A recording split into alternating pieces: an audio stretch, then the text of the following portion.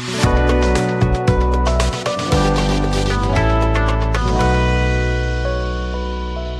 discussion of 6 marks paper, this is something about myself. I have 6+ years of teaching experience and I have cleared many examinations conducted by Central Government Commission as well as department, and I have cleared SSC CGL examination 3 times.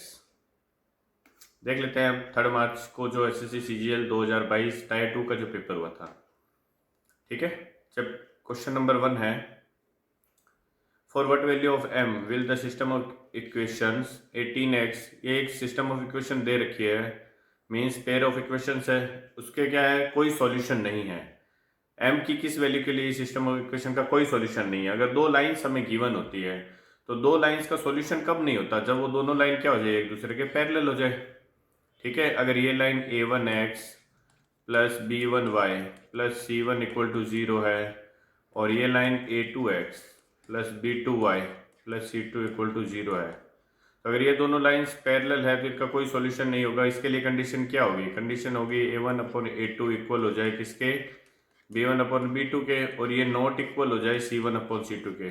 Because अगर ये यहाँ पे भी equal हो जाएगा तो ये दोनों लाइंस कोइंसिडेंट लाइन हो जाएगी। कोइंसिडेंट लाइंस मीन्स एक दूसरे के ऊपर आ जाएगी, संपाती रेखाएं हो जाएगी, तो उस केस में इनफाइनाइट नंबर ऑफ सॉल्यूशन हो जाएंगे। ठीक है, हमें निकालना है कोई सॉल्यूशन नहीं है, means no solution, means lines are parallel, means a1/a2। तो a1 कितना है 18, x का कोएफिशिएंट a1 हो जाएगा।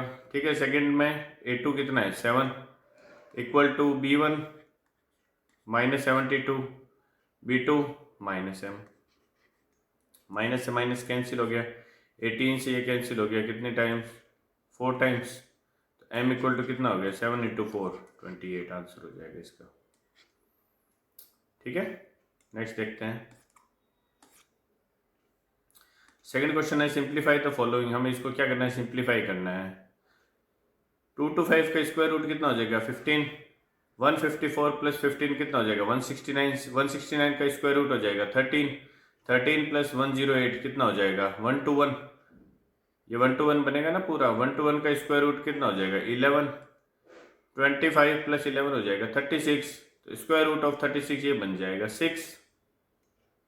ठीक है, 16 प्लस 6 का स्क्वायर रूट कितना हो जाएगा 4, तो इट मीन्स ये जो ऊपर वाला है वो पूरा 4 बन जाएगा। डिवाइड में क्या है देखो, 16 प्लस 19.25 इंटू 4 स्क्वायर मीन 16, तो ओवरऑल 16 क्या हो जाएगा, कॉमन आ जाएगा। ठीक है, स्क्वायर रूट के अंदर 16 कॉमन आएगा तो स्क्वायर रूट के बाहर क्या आ जाएगा 4 आ जाएगा। स्क्वायर रूट में क्या बन जाएगा 16 कॉमन आएगा तो यहाँ 1 बन गया, प्लस ये बन गया 19.25। अब 19 पॉइंट, ये 4 से 4 कैंसिल हो गया, ये हो जाएगा 19 और 1 20.25 आ गया। ठीक है, इस अगर पॉइंट हटाता हूँ तो 100 आ जाएगा डिवाइड में, तो ये क्या बन जाएगा 100 का स्क्वायर रूट ऊपर जाएगा 10 बन जाएगा, और 2025 किसका स्क्वायर होता है 45 का स्क्वायर, तो 2025 का स्क्वायर रूट क्या हो जाएगा 45, ये इसको कैंसिल कर देगा, ये 2 आ जाएगा, ये 9 आ जाएगा, आंसर हो जाएगा 2/9। नेक्स्ट क्वेश्चन देखते हैं। नेक्स्ट क्वेश्चन गिवन है A and B can complete a work together in 48 days. A और बी दोनों मिलके कितने दिन में काम करते हैं 48 डेज में करते हैं, ए प्लस बी 48 डेज में करते हैं। ठीक है, A is 4 times as more efficient as B. A और बी की जो एफिशिएंसी है उसका रेशियो क्या है 4:1 है। ठीक है, इन how many days can be alone complete the work. दोनों मिलके 48 डेज में करते हैं, तो इन दोनों की मिला के एफिशिएंसी कितनी है 5। इट मीन्स टोटल वर्क कितना हो जाएगा 48 × 5। एक दिन में दोनों की एफिशिएंसी 5 है, अगर दोनों मिलके काम करते हैं तो 48 डेज में काम होता है। इट मीन्स टोटल वर्क जो है वो कितना हो जाएगा 48 डेज का 5 की एफिशिएंसी से 48 × 5 हो जाएगा। ठीक है, what we have to find out, in how many days can be alone complete the work. B की एफिशिएंसी कितनी है 1 है, तो डिवाइड बाय 1 आ जाएगा। ठीक है, तो 48 × 5 कितना हो जाएगा 240।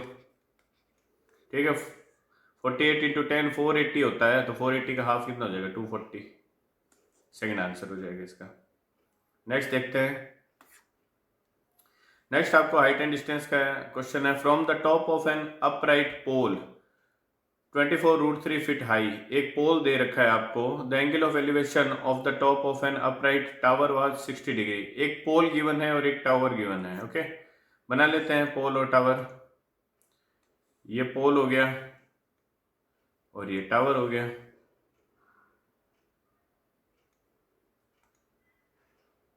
नेक्स्ट क्या गिवन है, ये जो पोल है, from the top of upright pole, इस पोल के टॉप से the angle of elevation of the top of the upright tower, इसके टॉप से, सॉरी, इसके टॉप से ये जो टावर है, इसके टॉप का एंगल ऑफ एलिवेशन कितना दे रखा है आपको? 60 डिग्री दे रखा है। इट मीन्स अगर मैं इसको यहाँ से मैच कर देता हूँ तो ये एंगल जो बन रहा है, ये क्या बन रहा है? 60 डिग्री बन रहा है। ये एंगल आ गया 60 डिग्री। इसकी हाइट आपको दे रखी है 24√3। ठीक है, तो इन दोनों का बेस क्या होगा? सेम होगा, इनको मैच कर देते हैं। ये बेस हो गया इसका, ये 60 डिग्री दे रखा है। If the foot of the pole was 60 feet away from the foot of the tower, ये 60 मीटर है, तो ये अगर 60 है तो ये भी 60 होगा। ठीक है, ये 30 डिग्री है, तो 30 के सामने 1 होता है, तो 60 के सामने कितना होता है? √3 होता है। ठीक है, तो 1 की वैल्यू अगर 60 है तो √3 की वैल्यू कितनी हो जाएगी? 60√3 होगी। ठीक है, ये कितना है? 24√3 है, तो यहाँ तक जो हाइट होगी वो कितनी होगी? 24√3, और उससे ऊपर कितनी है? 60√3। पूछ क्या रहा है? तो मीनार की ऊंचाई, मीनार की ऊंचाई क्या हो जाएगी? 24√3 प्लस 60√3, 84√3 आंसर हो जाएगा इसका। Next, Mrs. Deepa Devi saves 30% of her salary if she receives 42,000 per month as her salary. What is her monthly expenditure? Income क्या होता है? इनकम इक्वल टू होता है एक्सपेंडिचर प्लस सेविंग। ठीक है, 30% क्या करती है? सेविंग करती है। सपोज इनकम अगर 100 है तो 30% अगर सेविंग कर रही है तो एक्सपेंडिचर कितना हो जाएगा? 70 नहीं हो जाएगा। ओके, टोटल 42,000 मीन्स 100 की वैल्यू, अगर मैं इसको रेशियो में लिखता हूँ या सीधे ही लिख लो, ये 100 की वैल्यू अगर 42,000 है, what we have to find out? उसका मासिक व्यय मीन्स एक्सपेंडिचर निकालना है। ये 100 की वैल्यू है, आपको 70 की वैल्यू फाइंड आउट करनी है। तो 42 × 7 कर लो सीधा, 7 2 जा 14, 1 कैरी, 7 4 जा 18 और 1 294 से रिलेटेड आंसर आ जाएगा। ये आंसर हो गया। Next, what is the perimeter of A square? एक स्क्वायर का पेरीमीटर क्या होगा? जो इंस्क्राइब्ड है इन ए सर्कल ऑफ रेडियस 5। एक सर्कल है, उसके अंदर आपको स्क्वायर दे रखा है। ये एक सर्कल है, इसके अंदर में क्या दे रखा है? स्क्वायर गिवन है। ये एक स्क्वायर आ गया इसके अंदर में। सेकंड, ये कुछ ऐसा है। ठीक है, ये स्क्वायर दे रखा है आपको। सर्कल की रेडियस कितनी है? 5 है। इट मीन्स डायमीटर कितना हो जाएगा? 10। तो ये जो सर्कल का डायमीटर होगा, ये क्या होगा? इसका डायगोनल हो जाएगा ना। जो सर्कल का डायमीटर होगा वो स्क्वायर का क्या हो जाएगा? डायगोनल हो जाएगा। अब इस डायगोनल की वैल्यू कितनी हो जाएगी? 5 अगर रेडियस है तो डायगोनल की वैल्यू हो जाएगी 10। ये 10 है। ओके, और अगर इसकी स्क्वायर की साइड में a लेता हूं तो ये भी a होगा स्क्वायर। तो जो डायगोनल होता है वो कितना होता है? √2a होता है। इट मीन्स √2a की वैल्यू कितनी होगी? 10। a की वैल्यू कितनी हो जाएगी? 10/√2। What you have to find out? बने वर्ग का परिमाप निकालना है आपको, मीन्स 4a की वैल्यू निकालनी है। तो 4a की वैल्यू के लिए 4 से मल्टीप्लाई कर देते हैं। ठीक है, ये क्या आ जाएगा? ये √2 से ये कैंसिल हो जाएगा, 2√2 टाइम्स। ठीक है, 4 को 2 × 2 लिखूंगा, एक 2 कैंसिल हो जाएगा √2 टाइम्स, तो ये हो जाएगा 20√2। आंसर आ जाएगा इसका।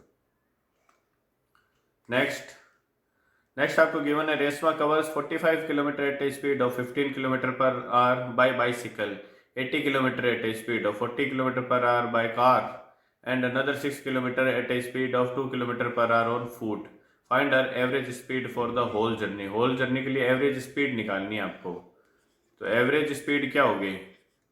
टोटल कवर्ड डिस्टेंस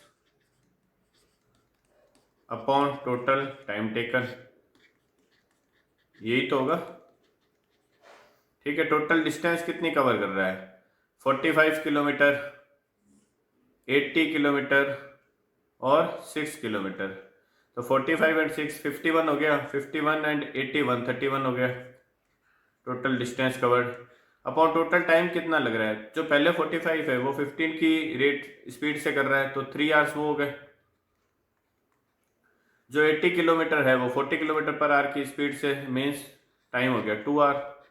और जो 6 किलोमीटर है वो 2 किलोमीटर पर आवर की स्पीड से, मीन्स टाइम हो गया 3। तो 131 अपॉन ये कितना हो जाएगा? 8 हो जाएगा। तो 131 अपॉन 8 आंसर आ जाएगा इसका। कैंसिल करेंगे 1 टाइम्स, ये बन जाएगा 5 1, 6 टाइम्स 48 आएगा, तो 16 पॉइंट समथिंग आंसर आ जाएगा इसका, second option. Next, if ABC is a right angle triangle at B। ABC क्या है? B पर राइट एंगल ट्राइंगल है, बना लेते हैं। ये एक राइट एंगल ट्राइंगल ले लिया मैंने, ये B पर क्या है? राइट एंगल है। ठीक है, ये AB ले लेता हूँ, फिर ये AC हो जाएगा। AB 12 दे रखा है। CAB जो है वो कितना है? 60 डिग्री है, तो ये 60 है, तो ये 30 हो जाएगा। 30 के सामने अगर वैल्यू 1 होती है तो 60 के सामने वाली कितनी होती है? √3 टाइम्स होती है। अगर 1 की वैल्यू 12 है तो √3 की वैल्यू कितनी हो जाएगी? 12√3। पूछा क्या है? BC की लेंथ ही तो पूछी है, 12√3 आंसर हो जाएगा इसका। नेक्स्ट गिवन है the average marks obtained by Saloni in 4 papers is 51। 4 papers में जो एवरेज मार्क्स है वो 51 है, and in the 5th paper she gets 56 marks, then find her new average. ठीक है, 4 पेपर में 51 है। अगर 5th में भी 51 होते तो एवरेज 51 ही रहता, बट 51 से कितना ज़्यादा है? 51 से 5 ज़्यादा लेके आ रही है, इट मीन्स टोटल में 5 का इंक्रीज हो जाएगा। ठीक है, अब जो वो 5 एक्स्ट्रा है वो कितने में डिवाइड होगा? 4 पहले से थे, एक खुद का है जो लेके आ रहा है, तो टोटल 5 में 5 डिवाइड हो जाएगा। ठीक है, जो एक्स्ट्रा लेके आता है वो सब में डिवाइड होता है। अगर 51 होता तो एवरेज 51 रहता, 51 से कितना एक्स्ट्रा है? 5 एक्स्ट्रा है, तो वो 5 जो है वो 5 में डिवाइड हो जाएगा, तो ये कैंसिल होगा, तो ये 1 आ जाएगा। तो न्यू एवरेज कितना हो जाएगा? 51 + 1 52, ये आंसर हो जाएगा।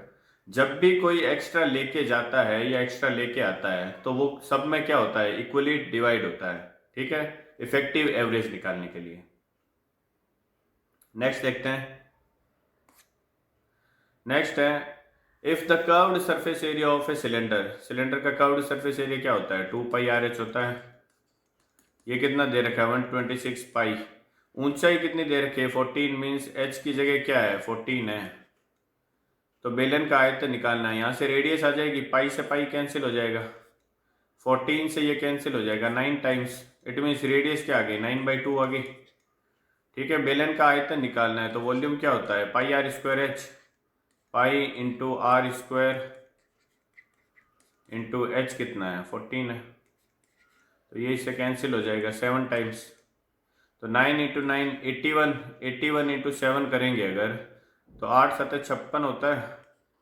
ठीक है, 560 और इसमें 7 और ऐड कर देंगे तो 567/2 पाई आ जाएगा ये।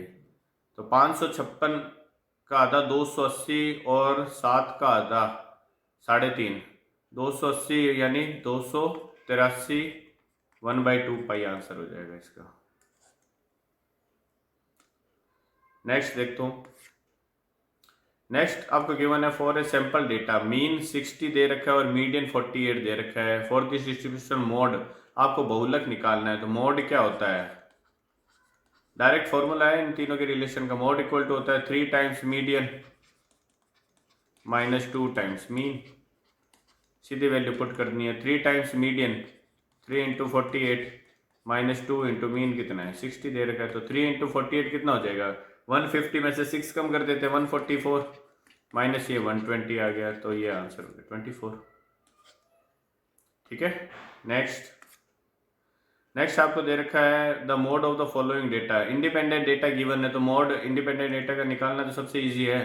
क्या होता है, जो नंबर सबसे ज़्यादा बार रिपीट हुआ है वही क्या होता है, मोड होता है। सबसे ज़्यादा बार नंबर 13 है क्या, 27 दिख रहा है बार बार, तो 27 ही क्या हो जाएगा, इसका मोड हो जाएगा।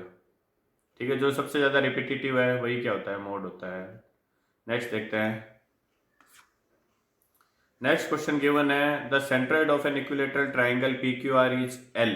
एक इक्विलेटरल ट्राइंगल आपको गिवन है, ये इक्विलेटरल ट्राइंगल ले लिया मैंने,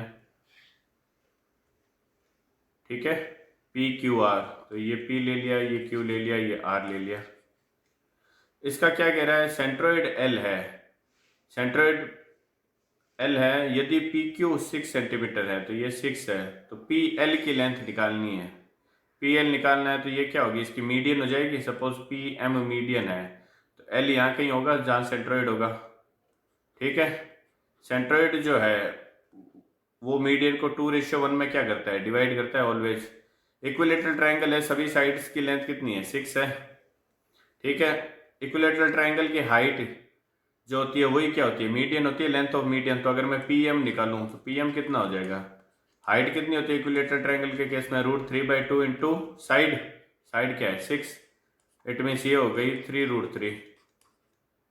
अब ये टोटल मीडियन आ गई, टोटल मीडियन कितनी है आपको निकालना है, पी एल मीन्स 2 की वैल्यू निकालनी है, ये 3 की वैल्यू है, 3 की वैल्यू 3√3 है, तो 2 की वैल्यू क्या हो जाएगी, 2√3 हो जाएगी। ठीक है, ये आंसर हो जाएगा इसका। अगर एल एम पूछता तो एल एम की वैल्यू √3 हो जाती। नेक्स्ट देखते हैं। नेक्स्ट आपको गिवन है a dishonest dealer marks up his goods by 50% and then gives a discount of 20% on the marked price. ठीक है, सपोज अगर कॉस्ट प्राइस 100 है, अगर सीपी 100 है तो मार्क्ड प्राइस कितना है, 50% अप कर रहा है तो 150 हो गया।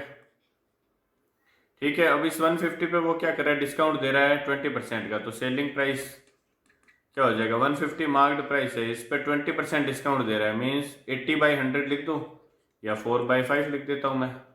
ठीक है, आगे क्या कह रहा है, apart from this he uses a faulty balance which reads 1 kilogram for 900 gram.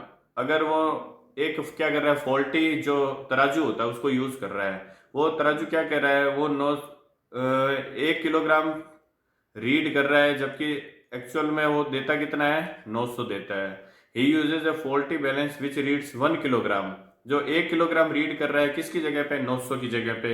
It means उसका कॉस्ट प्राइस तो 900 का ही लग रहा है, बट वो सेलिंग प्राइस कितने का ले रहा है, 1000 का ले रहा है। इट मीन्स वो 900 पे कितने का प्रॉफिट कमा रहा है, 100 का प्रॉफिट कमा रहा है। तो सेलिंग प्राइस क्या हो जाएगा, अगर 900 कॉस्ट प्राइस है, 100 का प्रॉफिट कमा रहा है, तो सेलिंग प्राइस 1000 हो जाएगा ना। ठीक है, तो what is his net profit percentage, net profit percentage निकाल लेते हैं, सेलिंग प्राइस निकाल लेंगे, सेलिंग प्राइस कॉस्ट प्राइस से जितना होगा वो क्या हो जाएगा, प्रॉफिट हो जाएगा। तो ये तो कैंसिल हो गया, 10/9 आ गया, 10 इससे 5 से कैंसिल हो जाएगा 2 टाइम्स। ओके, तो ये बन जाएगा 30 × 4, 1200, 1200/9, या फिर मैं इसको लिख सकता हूँ 3 से अगर कैंसिल करूँ तो 400/3, ये आ जाएगा 133 1/3%। ठीक है, तो अगर कॉस्ट प्राइस 100 है तो सेलिंग प्राइस 133 है, तो प्रॉफिट कितना होगा, सेलिंग माइनस कॉस्ट मीन्स 33, 1/3 का क्या हो गया, प्रॉफिट। तो निकटतम पूर्णांक में निकालना है तो 33, इसका क्या हो जाएगा, आंसर हो जाएगा। नेक्स्ट आपको दे रखा है ए बी और सी ने 3:4:8 के रेशियो में क्या किया है, इन्वेस्टमेंट किया है। At the end of the business term they received the profit of in the profit in the ratio of 2:3:5। What is the ratio of their invested time है। ओके, इन्वेस्टमेंट जो होता है या जो प्रॉफिट जो होता है वो हमेशा प्रोपोर्शनल होता है किसके, इन्वेस्टमेंट इनटू टाइम के। ठीक है, इन्वेस्टमेंट जो है वो किस रेशियो में हो रहा है, 3:4:8 के रेशियो में, अगर टाइम का रेशियो मैं x ratio y ratio z लेता हूँ तो जो प्रॉफिट होगा वो क्या होगा, इनके मल्टीपल के रेशियो में होगा ना, 3x 4y 8z के रेशियो में हो जाएगा। अब प्रॉफिट का रेशियो आपको दे रखा है, प्रॉफिट क्या है 2:3:5। इट मीन्स अगर मैं पहले दो का निकालता हूँ 3x और 4y के प्रॉफिट का रेशियो, ये किसके इक्वल होना चाहिए, 2:3 के इक्वल होना चाहिए ना। तो it means x upon y जो होगा वो कितना आ जाएगा, क्रॉस मल्टीप्लाई करूंगा 4 को 2 से 8:9। फर्स्ट दो 8:9 कहाँ बन रहा है, 8:9 फर्स्ट में ही बन रहा है, तो ये आपका क्या हो जाएगा, आंसर हो जाएगा। ठीक है, थर्ड वाला निकालना है तो आप 4y अपॉन 8z को इक्वल रख दो 3/5 के, तो वो थर्ड आ जाएगा। ठीक है, पूरा नहीं करना हमें एग्जाम में, सीखना है तो पूरा सीखना है। नेक्स्ट देखते हैं। नेक्स्ट आपको गिवन है 6 years ago the ratio of edges of A to B was 7:5। 6 साल पहले 7:5 का डिफरेंस जो है वो एज का रेशियो है। After 4 years from now the ratio of their edges, अब से 4 साल बाद जो है वो रेशियो कितना हो जाता है, सॉरी 11 रेशियो, ये हो जाता है 11:9 का। ठीक है, डिफरेंस कितने का है, यहाँ पे भी 2 का है और यहाँ पे भी 2 का है। ठीक है, इट मीन्स ओवरऑल जो है ये जो एज है या ये जो डिफरेंस है कितने का है, 4 का डिफरेंस है। किसके इक्वल, ये 6 साल पहले का है और ये 4 साल बाद का है, तो टोटल जो रेशियो में डिफरेंस है वो कितने ईयर्स का है, 10 ईयर्स का है। इट मीन्स जो ये रेशियो डिफरेंस आ रहा है 4, ये किसके इक्वल है, 10 ईयर्स के इक्वल है। इट मीन्स 1 की वैल्यू 2.5 ईयर्स के इक्वल है। ठीक है, पूछा क्या है, वर्तमान में ए की आयु कितनी है। ए की वैल्यू अगर 2.5 है तो 7 की वैल्यू कितनी हो जाएगी, 7 की वैल्यू हो जाएगी 14। ठीक है, प्लस अगर ये 2 होता तो, और 0.5 इंटू 7 करेंगे तो 3.5 और आ जाएगा। इट मीन्स ये 17.5 है, कब, 6 साल पहले है, तो 6 साल पहले 17.5 है, तो अब कितनी हो जाएगी, ये 23.5 हो जाएगी। ठीक है, सेकंड आंसर। नेक्स्ट आपको गिवन है if the highest common factor HCF of x and y is 15, इसका मतलब x और y का HCF 15 दे रखा है, then the HCF of 36x² minus 81y² and 81x² minus 9y² is divisible by. Okay, अब x और y का HCF अगर 15 है तो x और y में 15 तो होगा ही होगा कम से कम। ठीक है, तो अगर मैं यहाँ पुट करूंगा x² और y², तो इसमें से ओवरऑल 15 तो कॉमन आएगा ही आएगा। यहाँ देखो 9 भी कॉमन आ रहा है। ठीक है, तो यहाँ से कॉमन एटलीस्ट क्या आएगा, 9 इंटू 15 तो एटलीस्ट कॉमन आएगा ही आएगा यहाँ से, अंदर जो भी बने। यहाँ पे भी देखिए 9 कॉमन आ रहा है और x² माइनस y² है, तो 15 यहाँ से भी क्या आएगा, कॉमन आएगा। इट मीन्स इसमें से भी एटलीस्ट 9 और 15 तो कॉमन आएगा। तो दोनों में से एटलीस्ट 9 और 15 तो कॉमन आएगा ही आएगा। जो अंदर ब्रैकेट बनेगा उससे में से क्या कॉमन आएगा उससे हमें मतलब नहीं है, बट कम से कम 9 इंटू 15 तो आएगा ही आएगा कॉमन, और जो सब में से कॉमन आता है वही क्या होता है, HCF होता है। इसका मतलब HCF में कम से कम 9 और 15 तो आएगा ही आएगा।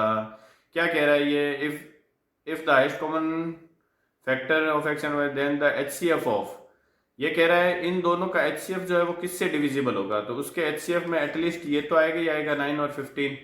ठीक है, तो ये एटलीस्ट 9 और 15 कितना हो गया, 135 से, तो इसका HCF क्या होगा, एटलीस्ट डिवाइड हो गई होगा। ठीक है, ये HCF नहीं है इसका, बट HCF में कम से कम 9 और 15 तो आएगा ही आएगा। ठीक है, ये इसका आंसर हो जाएगा। नेक्स्ट देखते हैं। नेक्स्ट आपको क्वेश्चन गिवन है find the number of diagonals of a regular polygon sum of whose interior angles. जो रेगुलर पॉलीगन होता है उसके इंटीरियर एंगल का सम क्या होता है, n-2 इंटू 180 डिग्री इक्वल होता है किसके, ये इक्वल आपको दे रखा है 2700 के, तो ये कैंसिल हो जाएगा, 0 से 0 कैंसिल हो गया, 9 से ये 2 टाइम्स कैंसिल हो गया, ये 3 टाइम्स कैंसिल हो गया, ये 2 से कैंसिल हो गया 15 टाइम्स, मीन्स n की वैल्यू n-2 अगर 15 आ गया तो n इक्वल टू 17 आ गया। डायगोनल्स क्या होता है, n-3/2 ही तो होता है, n कितना है 17, -3 करूँगा तो कितना आ जाएगा 14/2, 2 से कैंसिल हो जाएगा। 7 टाइम्स 17 इंटू 7 कितना होता है 119 हो जाएगा। ठीक है, 17 इंटू 3 51 होता है ना, 170 में से 51 अगर सब्ट्रैक्ट करेंगे तो 119 आंसर हो जाएगा इसका। नेक्स्ट आपको गिवन है in 5 years the simple interest on an amount of ₹X is 2/5 of the principal. एक अमाउंट X है जो इंटरेस्ट, सिंपल इंटरेस्ट उस पर 5 साल में जो आ रहा है वो क्या है 2/5 ऑफ द प्रिंसिपल है। इट मीन्स अगर 5 क्या है प्रिंसिपल है तो 2 उसका क्या आ रहा है सिंपल इंटरेस्ट आ रहा है। कितने सालों में 5 सालों में। 5 सालों में ये इतना है तो 1 साल का अगर मुझे निकालना हो तो मैं 5 से क्या कर दूं इसको डिवाइड कर दूं। ठीक है, ये क्या है 1 साल का सिंपल इंटरेस्ट है प्रिंसिपल पे, तो प्रिंसिपल क्या हो गया 25 पे सिंपल इंटरेस्ट कितना निकल रहा है अब 1 साल का 2/5 5 साल का है तो 1 साल का 5 से डिवाइड करूंगा तो 2/25 आ गया। ये 1 साल का इंटरेस्ट है किस पे प्रिंसिपल पे। अगर परसेंटेज में निकालना है तो 100 से मल्टीप्लाई कर दो तो 25 100 से 4 टाइम्स मल्टीप्लाई होगा, रेट क्या आ जाएगी 8% आ जाएगी। ओके, ये आंसर हो जाएगा। जो भी सिंपल इंटरेस्ट होता है 1 साल के लिए प्रिंसिपल पर वही क्या होती है रेट परसेंटेज होती है। नेक्स्ट देखते हैं। नेक्स्ट आपको गिवन है the number is divisible by which of the following number. ये नंबर 2 से डिवाइड हो रहा है, 4 से डिवाइड हो रहा है, 8 से डिवाइड हो रहा है। ठीक है, 1 2 5 4 2 1 6 है। यहाँ थर्ड डिजिट देखो इवन नंबर है तो जब थर्ड डिजिट पीछे से अगर इवन नंबर होता है तो 8 से डिविजिबिलिटी के केस में मुझे लास्ट के 2 डिजिट ही देखने होते हैं। लास्ट के 2 डिजिट अगर 8 से डिविजिबल है तो ये नंबर भी क्या होगा डिविजिबल बाय 8 होगा। अगर यहाँ पे ऑड नंबर होता है थर्ड डिजिट तो आप क्या करते हो जो लास्ट 2 डिजिट से नंबर बन रहा है उसमें +4 करना होता है आपको और फिर चेक करना होता है। ठीक है, यहाँ लास्ट थर्ड डिजिट क्या है इवन नंबर है, इट मीन्स आपको लास्ट के 2 डिजिट ही देखने हैं। लास्ट के 2 डिजिट से जो नंबर बन रहा है 16 वो 8 से डिविजिबल है, इट मीन्स ये ओवरऑल नंबर भी क्या है 8 से डिविजिबल होगा।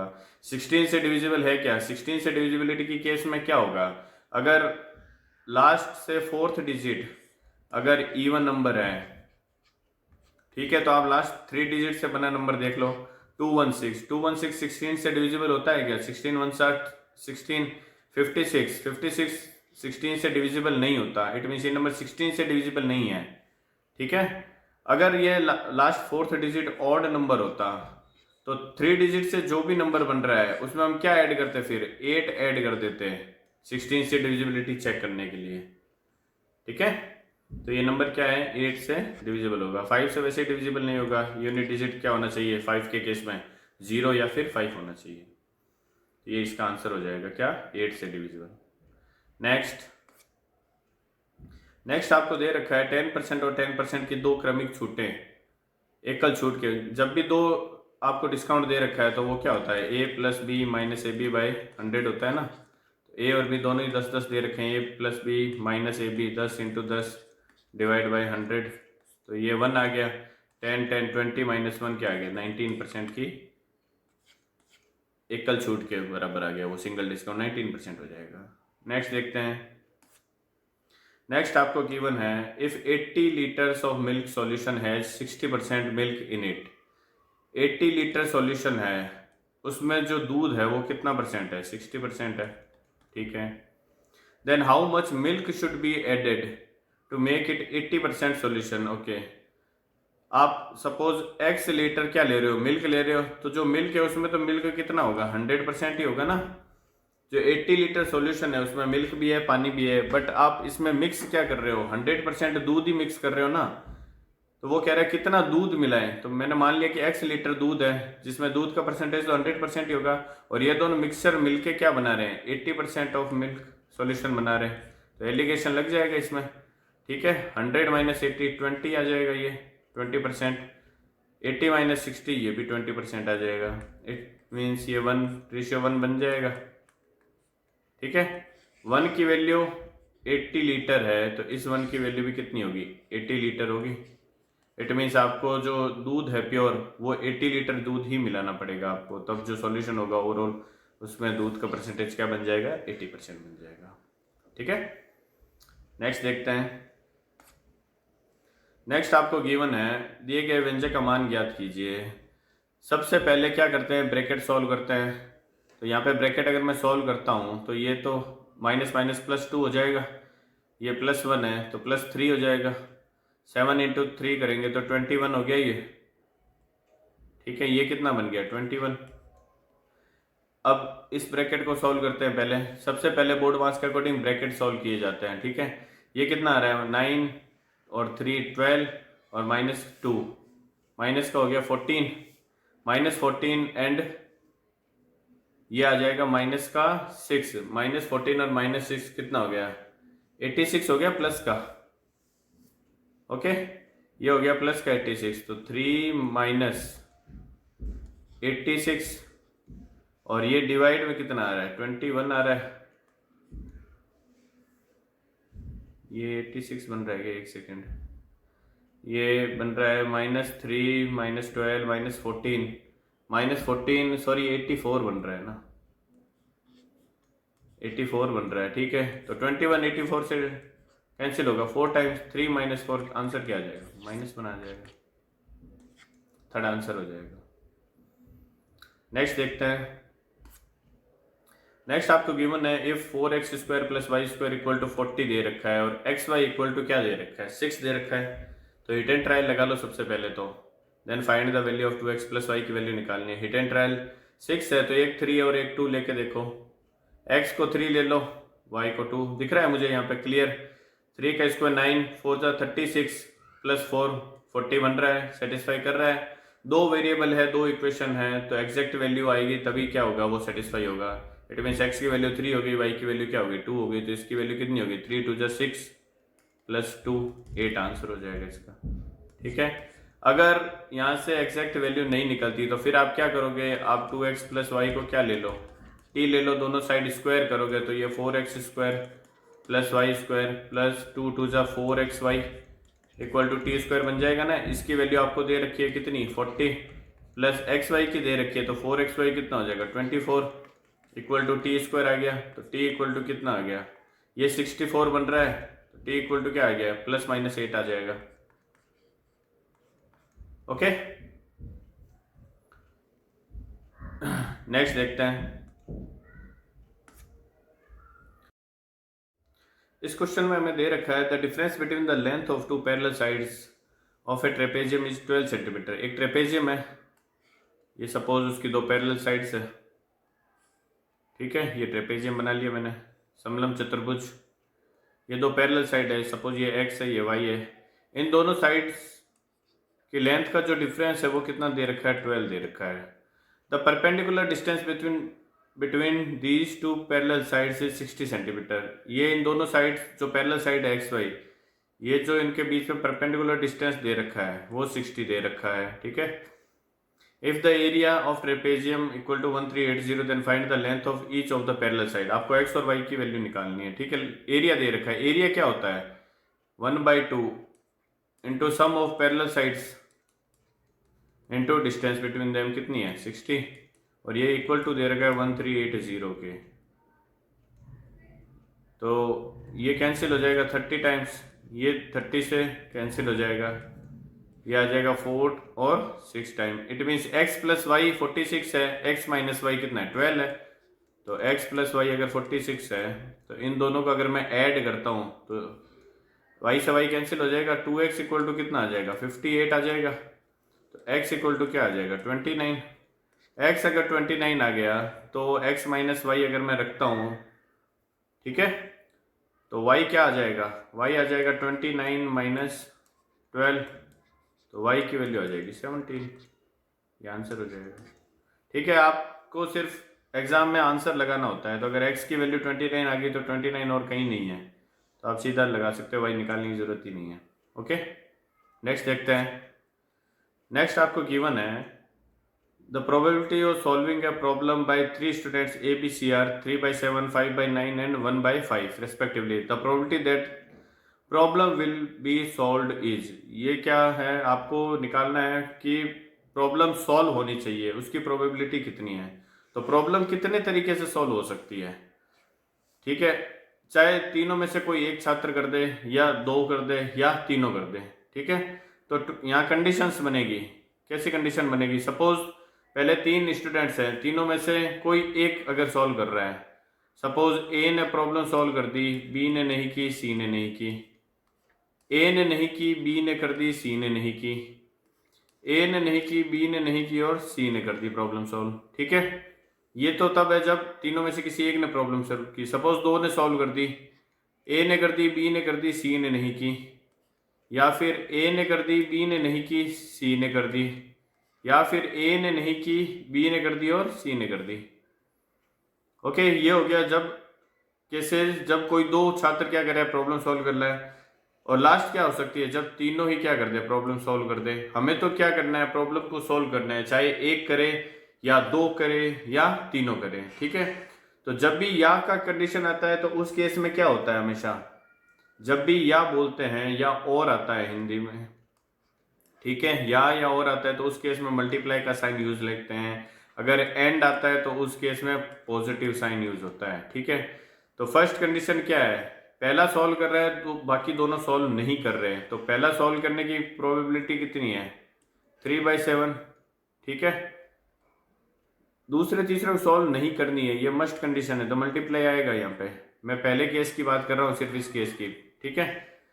तो सेकंड के सॉल्व करने की 5/9 है, तो सॉल्व ना करने की कितनी हो जाएगी, 4/9, और थर्ड के सॉल्व ना करने की 4/5, ठीक है। ये फर्स्ट कंडीशन बन गई।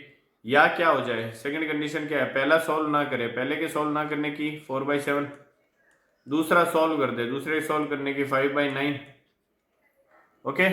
तीसरा सॉल्व ना करे, तीसरे सॉल्व ना करने की 4/5, प्लस थर्ड कंडीशन क्या है, पहला भी सॉल्व ना करे, दूसरा भी ना करे, तीसरा कर दे, तो पहले के सॉल्व ना करने की 4/7,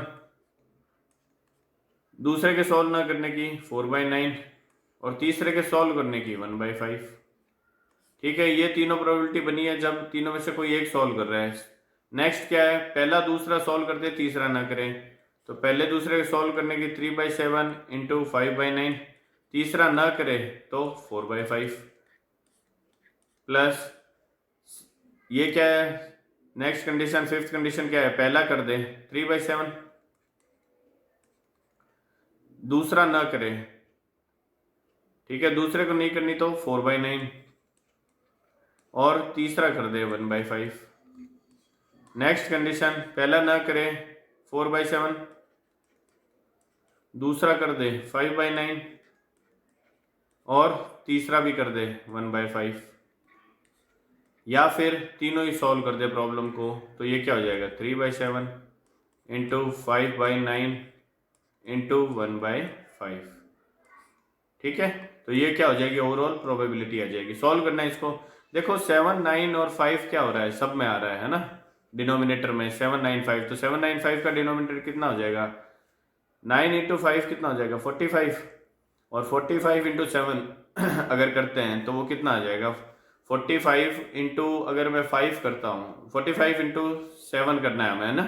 अगर मैं 50 इंटू 7 करता तो वो कितना आता, 350 आता, ठीक है। तो 350 में से 5 आपको सब्ट्रैक्ट करना है 7 टाइम्स, तो वो कितना आ जाएगा, 315 आ जाएगा।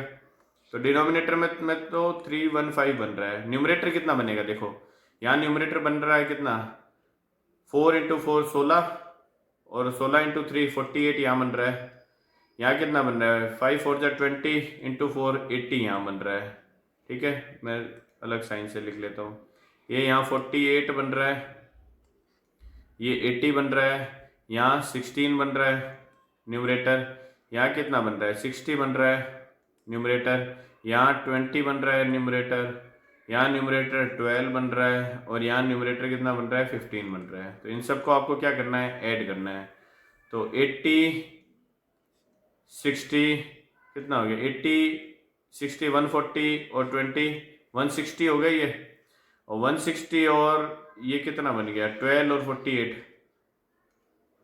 160 और ये 60 बन गए, 220 और ये कितना बन गए, 31 बन गए ना, 220 और 31 कितना हो गया, 251।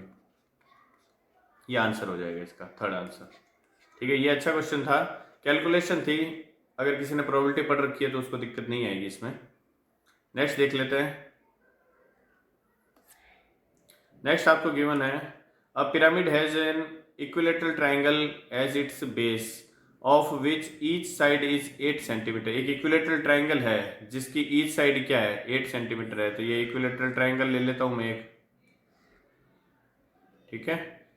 इक्विलेटरल ट्राइंगल है जिसकी ईच साइड क्या है, 8 सेंटीमीटर है। इट्स स्लैंट एज, पिरामिड है स्लैंट एज। अगर मैं इसका पिरामिड बनाता हूं तो आपको एक आइडिया दे देता हूं कैसे होगा। ये स्लैंट एज दे रखी है आपको इस केस में।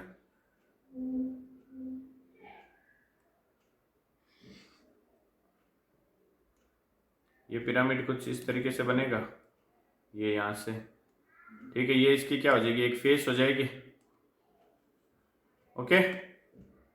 आपको स्लैंट एज दे रखा है, मीन्स ये दे रखी है आपको, ये वाली ये दे रखी है। स्लैंट एज कितनी दे रखी है, 24 दे रखी है। तो ये अगर 24 है तो ये भी 24 ही होगी, ओके। ये तो जो फेस है इसका बेस तो क्या रहेगा, 8 ही रहेगा ना, बिकॉज इक्विलेटरल ट्राइंगल है पिरामिड के केस में। What you have to find out, pyramid का संपूर्ण पृष्ठीय क्षेत्रफल निकालना है आपको। तो पिरामिड का संपूर्ण पृष्ठीय क्षेत्रफल कैसे निकलेगा, आधार का क्षेत्रफल। आधार तो क्या है, एक समबाहु त्रिभुज है, और जो 3 फेसेस बनेगी उनका क्षेत्रफल निकालना है। तो 3 फेसेस का क्षेत्रफल कैसे निकलेगा, देखिए ये फेस का बेस है जो 8 लेंथ का है, और एक साइड इसकी दे रखी है, एच दे रखी है 24। तो अगर मैं ये परपेंडिकुलर डिस्टेंस निकाल लूँ, ये एक ट्राइंगल बन रहा है ना, एक ट्राइंगल ही तो बन रहा है। अगर मैं ये परपेंडिकुलर डिस्टेंस निकाल लेता हूँ, ये वाली, ये परपेंडिकुलर डिस्टेंस ही तो होगी, ठीक है। तो ये कितना हो जाएगा, 4 हो जाएगा। ये परपेंडिकुलर डिस्टेंस है यहाँ पे, ये 4 हो गई। ये हाइपोटेन्यूज हो जाएगा 24। तो ये परपेंडिकुलर हाइट हो जाएगी। तो परपेंडिकुलर हाइट निकल जाएगी ना पाइथागोरस थ्योरम से। ये सपोज h ले लेता हूं मैं अगर, तो h इक्वल टू क्या हो जाएगा, हाइपोटेन्यूज स्क्वायर माइनस ये बेस कितना है, हाफ हो जाएगा ना, 4 स्क्वायर। तो 24 का स्क्वायर कितना होता है, 576 होता है, 576 माइनस ये 16 हो जाएगा। तो ये बन जाएगा कितना, रूट में 560 हो जाएगा। रूट में 560, अगर मैं इसको ब्रेक करता हूँ, रूट 560 को अगर ब्रेक करें तो 8 इंटू 7 हो जाएगा, 8 7 56 इंटू 10 हो जाएगा, ठीक है। अब ये 7 है, ये 8 है, 10 में से अगर मैं 2 8 को दे देता हूँ तो 16 बन जाएगा, 16 से 4 बाहर आ जाएगा, ठीक है। यहाँ 5 बच जाएगा, यहाँ 7 बच जाएगा, मीन्स 35। तो ये इसकी क्या आ गई, हाइट आ गई उसकी। जो एजेज है, जो फेसेज है, उसकी हाइट आ गई है, ठीक है। तो अब एरिया निकालना है, तो बेस का एरिया कितना होता है, √3/4 ए स्क्वायर। टोटल सरफेस एरिया निकालना है अगर, √3/4 ए स्क्वायर कितना है, 8 इंटू 8 हो जाएगा, प्लस 3 फेसेज हैं उनका एरिया निकालना है। तो उनका एरिया क्या हो जाएगा, 1/2 इंटू बेस तो जो समबाहु त्रिभुज है उसकी साइड ही हो गई 8, इंटू हाइट हमने निकाल ली कितनी है, 4√35, यह हाइट हो जाएगी। तो इसको सॉल्व करना है, ये 4 टाइम्स आ जाएगा, ठीक है। 4 4 जार 16 √35, और ये कितना बन रहा है, अगर मैं इसको 4 से कैंसिल कर देता हूँ, ये 2 टाइम्स, ये भी 16√3 बन रहा है, ठीक है। तो एरिया क्या हो जाएगा, 16√3 प्लस ये 16√35 इंटू 3, 16 इंटू 3 क्या हो जाएगा, 48√35। तो ये इसका क्या हो जाएगा, आंसर आ जाएगा। नेक्स्ट देखते हैं।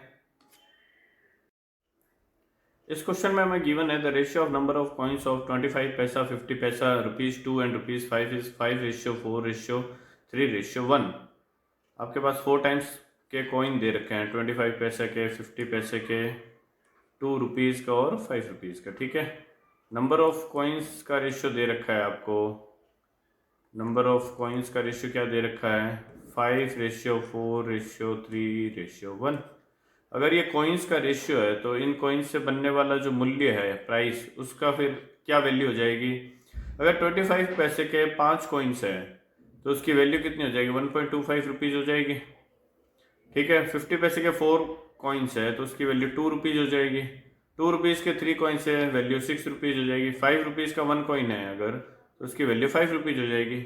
इट मीन्स अगर इस रेशियो में कॉइन दे रखे हैं तो उस रेशियो के अकॉर्डिंग जो कॉइन्स की वैल्यू बन रही है वो ओवरऑल कितने रुपीज़ बन रही है, 11 to 13 1 14.25 as per the ratio.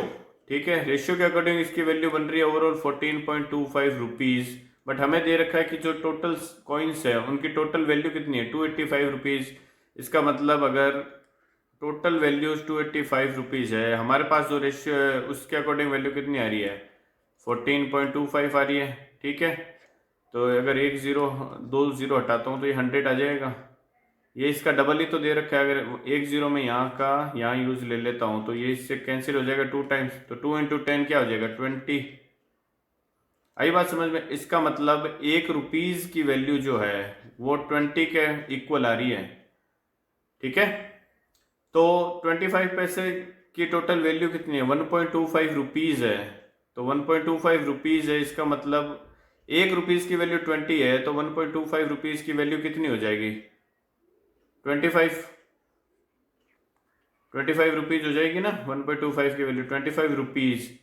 अब अगर ये 25 रुपीज़ बन रहा है तो 25 पैसे से 25 रुपीज़ बनाने के लिए हमें कितने कॉइन्स चाहिए होंगे। 25 पैसे से 1 रुपये बनता है 4 कॉइन्स में, तो 25 रुपीज़ बनेंगे कितना है, 25 इंटू 4 100 कॉइन्स। इसका मतलब नंबर ऑफ कॉइन्स की अगर मैं बात करता हूँ तो 25 पैसे के 100 कॉइन्स है। आपको डिफरेंस निकालना है किन्हीं दो में, 25 पैसे एंड 5 रुपीज़ में डिफरेंस निकालना है नंबर ऑफ कॉइन्स में। तो 5 रुपीज़ से रेशियो के अकॉर्डिंग वैल्यू कितनी बन रही है, 5 बन रही है।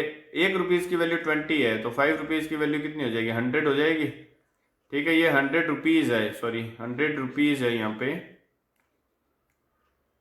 तो 5 रुपीज़ के कॉइन से 100 रुपीज़ बनाना है आपको, तो नंबर ऑफ कॉइन्स कितने चाहिए होंगे, 20 चाहिए होंगे। ये नंबर ऑफ कॉइन्स आ गए। आपको क्या निकालना है, इन दोनों कॉइन्स के बीच का डिफरेंस निकालना है। तो डिफरेंस आपको दिख रहा है कितना है, 80 कॉइन्स। ठीक है, ये आंसर हो जाएगा इसका। नेक्स्ट क्वेश्चन देख लेते हैं।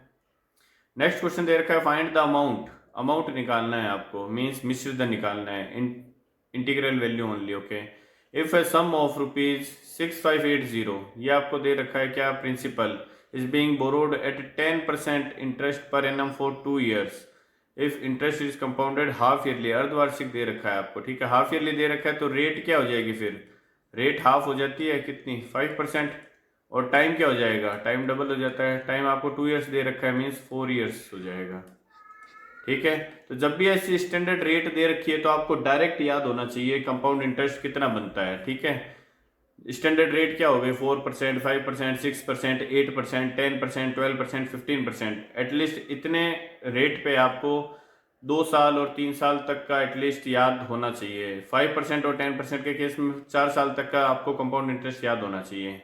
ठीक है, क्या होता है 5% के केस में, पहले साल 5% ही लगता है, दूसरे साल कितना हो जाता है, ये 10.25% हो जाता है, तीसरे साल हो जाता है ये 15.76%।